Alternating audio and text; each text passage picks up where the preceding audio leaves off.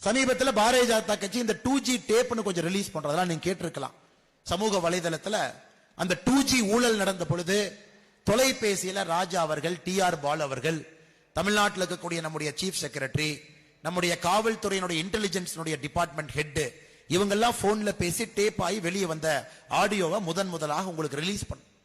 அந்த ஆடியோவை சில பேர் கேட்காம இருந்திருக்கலாங்க. என்ன இருக்குன்னு உங்களுக்கு 2 நிமிஷத்துல சொல்றேன்.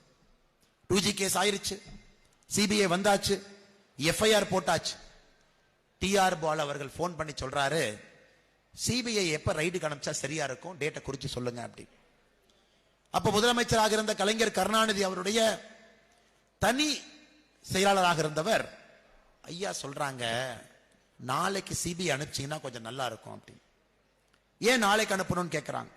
நாளைக்கு நம்முடைய ராமநாதபுரத்துல மீனவ சொந்தங்கள்ல ஆர்ப்பாட்டம் பண்றாங்க இலங்கைக்கு எதிராக. அன்னைக்கு நீங்க சிபிஐ ரைட் நடத்துனீங்கன்னா நாங்க மீடியா கூப்பிட்டு சொல்லிடுவோம், ஃபிஷர்மேன், அதாவது நம்முடைய மீனவ சொந்தங்கள் அதிகமா டிவியில காட்டுங்க, அதை நியூஸா போடுங்க, சிபிஐ ரைட போடாதீங்கன்னு சொல்லிடுவோம். அதனால நாளைக்கு வந்தா சரியா இருக்கும். பாருங்க, திரும்ப TR பால் அவர்கள் பேசுகின்றார், எங்க அனுப்பணும் அப்படின்னு.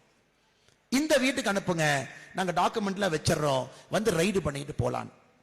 ராஜா அவர்கள் தொலைபேசியில பேசுறாரு, நான் பாசு கிட்ட பேசிட்டேன், எல்லாத்துக்கிட்டையும் பேசிட்டேன், சிபிஐ அதிகாரிகளை இல்லத்திற்கு அழைத்து இவருடைய வீட்டில் உட்கார்ந்து ஸ்டேட்மெண்ட்டை சிபிஐ அதிகாரிகளை எழுதுறாங்க.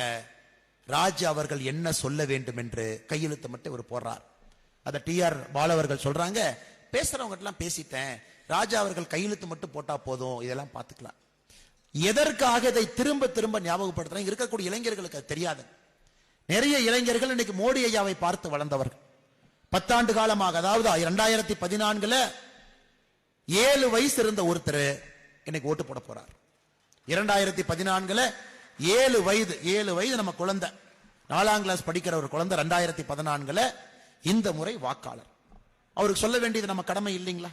இந்தியா எப்படி இருந்துச்சு, 2014 இந்தியாவை எப்படி ஆண்டார்கள், இந்த கூட்டணி கட்சியில எப்படி இருந்ததுங்க, எப்படி இந்த நாட்டை சின்னாபின்னமாக்கி கொண்டிருந்தார்கள் என்பதை சொல்வதற்காகத்தான் இந்த 2G டேப்பை விட்டோம். நீங்க எல்லாம் கேளுங்க, எப்படி இந்த நாடு இருக்கு, என்னங்க ஏன் எப்படி இருந்துச்சு.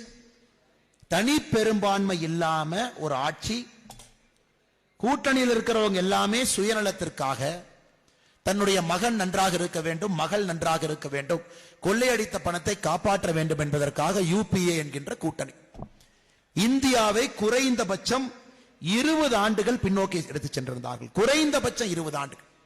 கண்டமேனி கடன் கொடுத்து, பேங்க்ல வந்து அவர்களுக்கு தெரிஞ்ச கார்பரேட் கம்பெனிக்கெல்லாம் கடன் கொடுத்து, அதை பாரதிய ஜனதா கட்சி வந்து சுத்தப்படுத்துவதற்கே 5 ஆண்டுகள் தேவைப்பட்டது. எல்லா பேட் அசெட்டுங்க ஐயா. அவ்வளவு மோசமாக இருந்த நாட்டுக்கு 2014 மோடி ஐயா வந்தார். இன்னைக்கு நீங்க 2 ஆட்சியை பார்த்தீங்க. 10 ஆண்டு காங்கிரஸ் UPA 1 2, 10 ஆண்டு மோடி அவர்களுடைய ஆட்சி. இரண்டையும் பார்க்கும் பொழுது இன்னைக்கு நீங்க யோசிச்சு பாருங்க, மோடி ஐயாட்ட யாராச்சும் மிரட்டி வேலை வாங்க முடியுங்களா? நான் ஒரே ஒரு கேள்வியை கேட்கிறேன். நீங்கள் எல்லோருமே தேசியவாதிகள். மோடி ஐயாட்ட யாராச்சும் மிரட்டி மோடி ஐயா இந்த வேலையை செய்யுங்கன்னு சொல்ல முடியுமா? ஒரு அமெரிக்காக்கார மிரட்டினா மோடி பயந்துக்குவாருன்னு நினைக்கிறீங்களா? இல்ல ஒரு சைனாக்கார மிரட்டினா பயந்துக்குவாருன்னு நினைக்கிறீங்களா?